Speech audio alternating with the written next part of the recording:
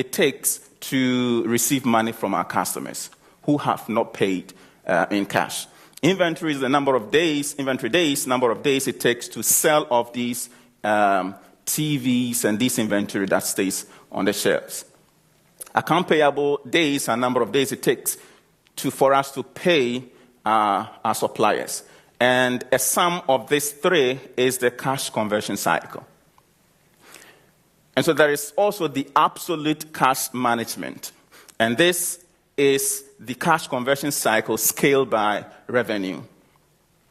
And liquidity measures, current ratio, and quick ratio. And some performance indicators employed in the study include the operating profit margin, right? And performance is also defined in terms of cost. And that includes the operating expenses ratio and debt equity ratio. And then some sustainability performance indicator employed also. Yes. And so, like I said before, when the firm buys inventory, let's say from Samsung or from LG, L-Shop goes to buy inventory from these companies. And up to when it sells them off the shelves, up to when Nord University might go there to buy 50 monitors for its employees, is when is the inventory cycle over there. And then account receivables is when Nord buys, doesn't pay on credit immediately, and pays later. So account receivables is created, and that is a period.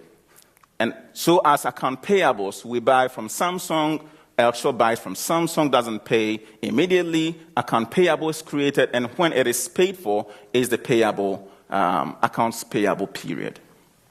And so account payable period, up to when the firm pays out inventory, is the cash out period, and when customers pay in what they owe the business is the cash in period.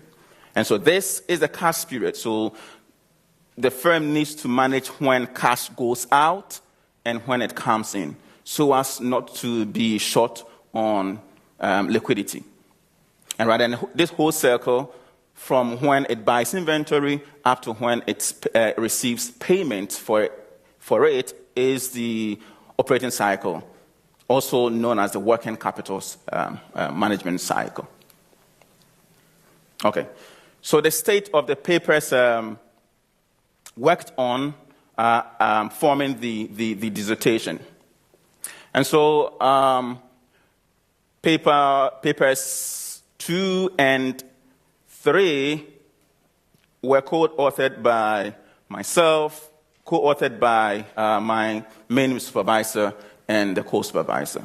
Paper 1 was with my main supervisor, and the last one is sole authored.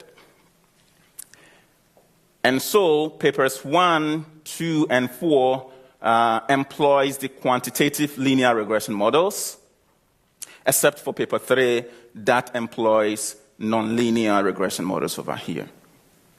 And the status of these papers, paper 1 is published in Managerial Finance now. Paper 2 is under revision with Business Strategy and the Environment. It's in the 3rd round of revision right now. And paper 3 is published in Managerial and Decision Economics. And paper 4, unfortunately, they didn't find a home with International Journal of Finance yet. So it needs to be redone and resubmitted. Okay.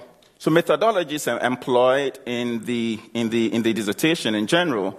So data mainly is sourced from the Refinitiv database and the company's financial report.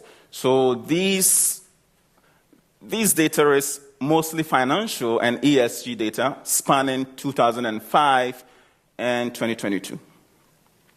And these are public consumer goods and healthcare firms from Scandinavia and the US. And I employed the pooled OLX method, panel regression method, and the dynamic panel regression model. So pooled OLX pull the data together as is. but panel regression takes into consideration the time and cross-sectional dimension of the data, whilst dynamic panel data also include the lag-dependent variable and some instrumental variables over here to check for indigeneity and some diagnostic errors.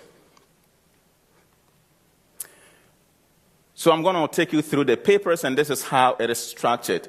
I'll summarize the paper, walk through the methodology of used in each of the paper, the findings, and some implications.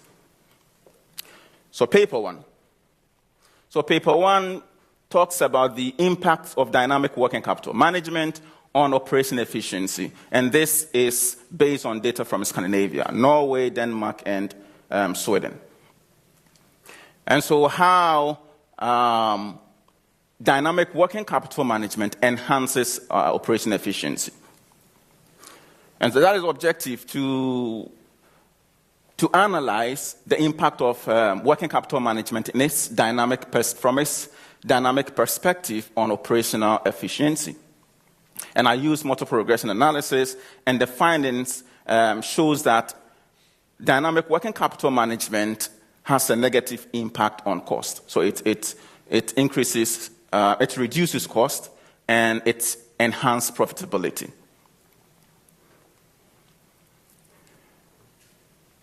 For methodology, data is sourced from public consumer goods firms, from the Scandinavian market, and the data from 2005 to 2022. So variables used in here. To proxy for operational efficiency, I did operational efficiency in terms of cost and in terms of returns. So for cost, the proxy is the operational efficiency ratio, and return is proxied by operational profit margin. And dynamic working capital management is looked at from two perspectives in terms of time and absolute cash. So CCC, the cash conversion cycle, represents time, and working capital ratio, the cash component of working capital management. And that forms the dynamic working. And then employment of some control variables. And I use the pool OLX, panel regression model, and dynamic panel model to analyze the data. And so the results show that, indeed, working capital management from its dynamic perspective reduces cost. And it's significant. It's statistically significant across models, for all three models. And then the same is for profitability. It increases profitability and is significant for all the models.